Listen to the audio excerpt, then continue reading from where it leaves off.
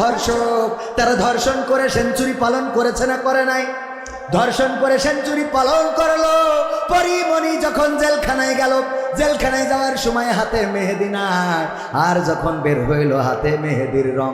ওরা যখন জেলখানায় যায় হাতে মেহেদির রং, আর আমার কোরআনের পাখিরা যখন জেলখানায় যায় তখন বের হওয়ার সময় হুইল চেয়ার, না হইলে হাতের লাঠি আছে না নাই?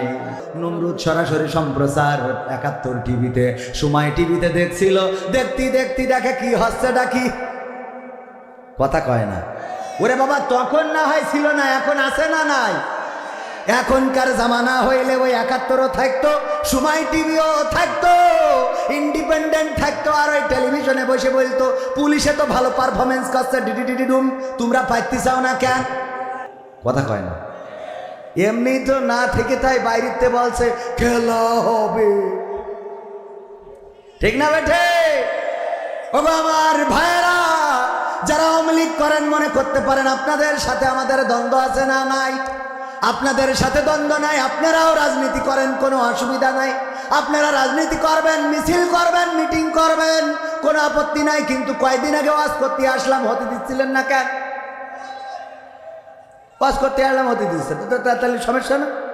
আবার দেখে যতগুলো হুজুর আছে সবগুলোর নামে মামলা আছে না নাই? যেই কটা দাড়িওয়ালা টুপিওয়ালা এই বাংলাদেশে, যেইগুলো ইতিহাস শ্রেষ্ঠ আলেম, সেই আলেমগুলোর হাতে হাত কড়া লাগাইছে না লাগায় নাই? হাত কড়া লাগালো মামুনুল হকের হাতে, হাত কড়া লাগালো আমির হামজার হাতে, ফাঁসির কাস্টে ঝুলালো মতিউর রহমান নিজামী, ফাঁসির কাস্টে ঝুলালো আমাদের কামারুজ্জামান, আলী হাসান, মোহাম্মদ মুজাহিদ, কাদের মোল্লা সহ এই বাংলাদেশকে যারা ভালো চেয়েছে, যারা বাংলাদেশকে প্রকৃত অর্থে ভালোবেসেছে, তাদেরকে ফাঁসির কাস্টে ঝুলিয়েই ক্ষান্ত হয় নাই। কোরআনের পাখি আল্লামা দেওয়ার হুসাইন সাইদি ১৩টা বছর কারারুদ্ধ করে রেখে ক্ষান্ত হয় নাই। এই মানুষটাকে আবার অসুস্থতার কথা বলে জেলখানা থেকে বের করে নিয়ে যে আবার ইনজেকশন পুশ করে তাকে শহীদ করে আল্লাহর কাছে পাঠিয়ে দিয়েছে না, দেয় নাই? ওগো আমার ভাইরা, এই কোরআনের পাখিকে হত্যা করা হলো, আলেম ওলামাদেরকে কারারুদ্ধ করা হলো। হক কথা বলে যারা, তাদের নামে কারো নামে 20টা, কারো নামে 25টা, 30টা, অথচ সন্ত্রাসীরা ওপেন ঘুরে বেড়ায়। কত ধর্ষক তারা ধর্ষণ করে সেঞ্চুরি পালন করেছে না করে নাই? ধর্ষণ করে সেঞ্চুরি পালন করলো। পরিমণি যখন জেলখানায় গেল, জেলখানায় যাওয়ার সময় হাতে মেহেদি নাই, আর যখন বের হইল হাতে মেহেদির রং। ওরা যখন জেলখানায় যায় হাতে মেহেদির রং, আর আমার কোরআনের পাখিরা যখন জেলখানায় যায় তখন বের হওয়ার সময় হুইল চেয়ার, না হইলে হাতের লাঠি আছে না নাই? এক দলের হাতে মেহেদি, আর এক দলের হাতে লাঠি। এক দলের হাতে মেহেদি, আর এক দল কেন হুইল চেয়ারে করে বের হয়? কথা কয় না। এইগুলো নিয়ে প্রশ্ন তোলার দরকার আছে না নাই? আপনারা এমন অন্যায় করেছেন যে অন্যায়ের কারণে নাখোশ হয়েছেন কে? জুলুমের সীমা যখন ছাড়িয়ে যায় কার সাহায্য চলে আসে? জুলুমের সীমা ছাড়িয়ে গেলে আল্লাহর সাহায্য আসে। সেটা ফেরাউনের জীবনী যদি পড়েন পাওয়া যায় না, যায় না? ফেরাউন যখন মুসা আলাইহিস সালামের সাহাবীদেরকে নিয়ে পিছু নিল, মুসা আলাইহিস সালাম যখন চলে গেল নদীর কিনারায়, সাগরের কিনারায় পৌঁছে গেল, ফেরাউন জানে আর পালাবার কোনো পথ নাই, বঙ্গোপসাগরের কিনারায় আছে। এবার হয় পানিতে চুবানি খাবে, না হয় আমাদের হাতে মারা যাবে। মুসা আলাইহিস সালামের সাহাবীরা বলল, ওগো মুসা, বিপদে ফেলে দিলেন আপনি আমাদেরকে। কেন বিপদে ফেললাম? এমন রাস্তায় নিয়ে এসেছেন যেই রাস্তার আর কোনো শেষ নাই। এখন মৃত্যুকে আলিঙ্গন করা ছাড়া আমাদের কোনো রাস্তা নাই। মুসা আলাইহিস সালাম বললেন, আল্লাহ আমাকে বলেছেন লা তাকনাতু মির রাহমাতিল্লাহ, আল্লাহর রহমত থেকে নিরাশ হও না। এখন আমরা আল্লাহর রহমত প্রত্যাশী। বলল, কি করে আল্লাহর রহমত আর পাবো?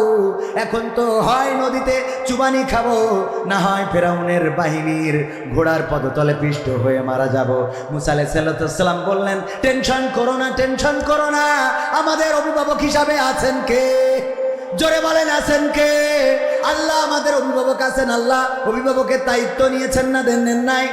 দায়িত্ব নিলেন। মুসাকে বললেন, হাতে কি লাঠি, বাড়ি মারো পানিতে। পানিতে বাড়ি মারলো, রাস্তা হয়ে গেল কয়টা?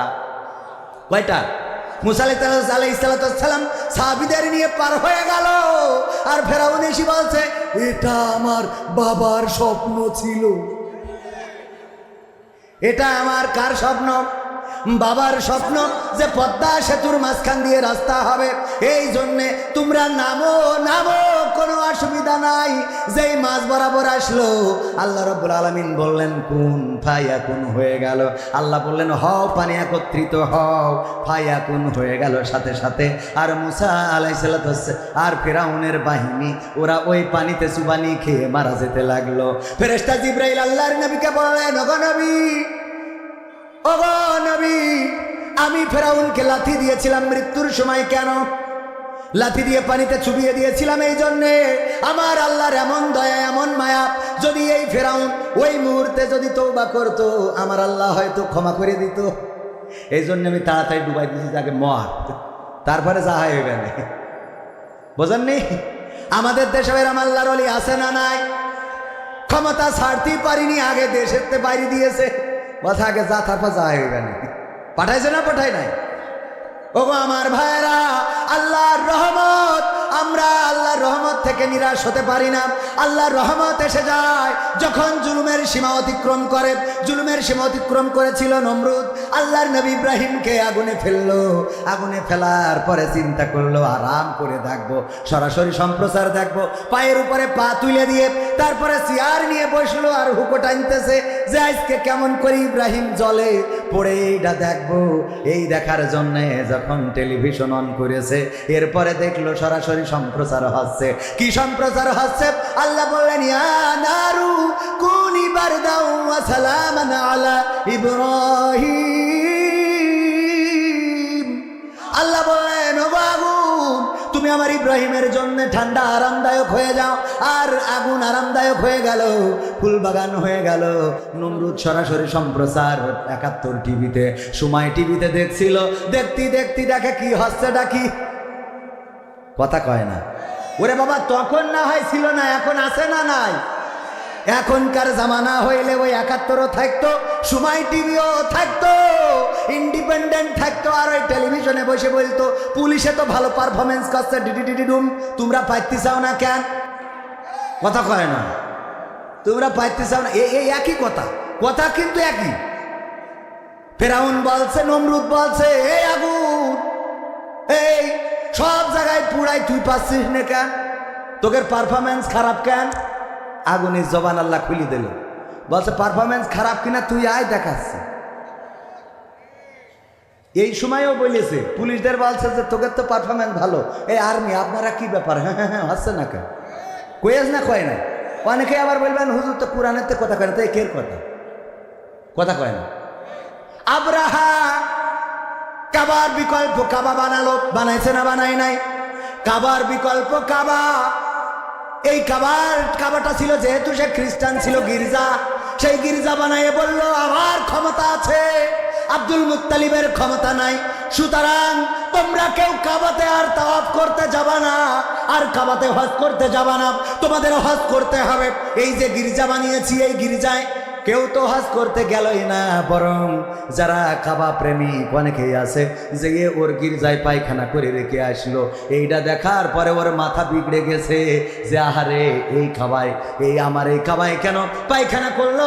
এটা তো মানা যায় না, এটা তো মানা যায় না। কি করতে হবে? এই কাবা যদি রক্ষা করতে হয় তাইলে আগে ওই কাবা ধ্বংস করা লাগবে। সিদ্ধান্ত নিছিল না, নেয় নাই? আমাদের দেশেও দেখেন, জাতির পিতার নাম কি? ইব্রাহিম জাতির পিতা। হঠাৎ করে যদি কেউ বলে আমরা ইব্রাহিমের ছাড়া জাতির পিতা মানি না, তখন বলে তোমার আমরা বাইরে রাখবো, এটাও হবে না, তোমারও ঢুকানা বেরে। কথা কয় না, এ কোয়ানে আসলাম রে।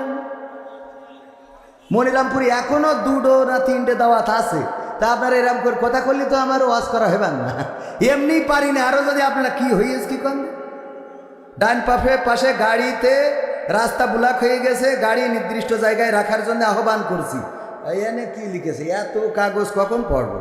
রাস্তার উপর মোটরসাইকেল ক্লিয়ার করার বিষয়, মাঠের মধ্যে হইতে মোটরসাইকেল সরানো। এই আপনাকে জায়গায় এইসব মোটরসাইকেল মাইকেল আছে সব বেশি ফেলে। এই রাস্তায় আমার ভাইয়েরা, আপনারা রাস্তাটা ব্লক করেন না, শোনা ও অনেক ভাই দাঁড়ানো, এনে দাঁড়াবে না, তো বসার তো জায়গা নেই, তো এনে এসে করবে কি? হ্যাঁ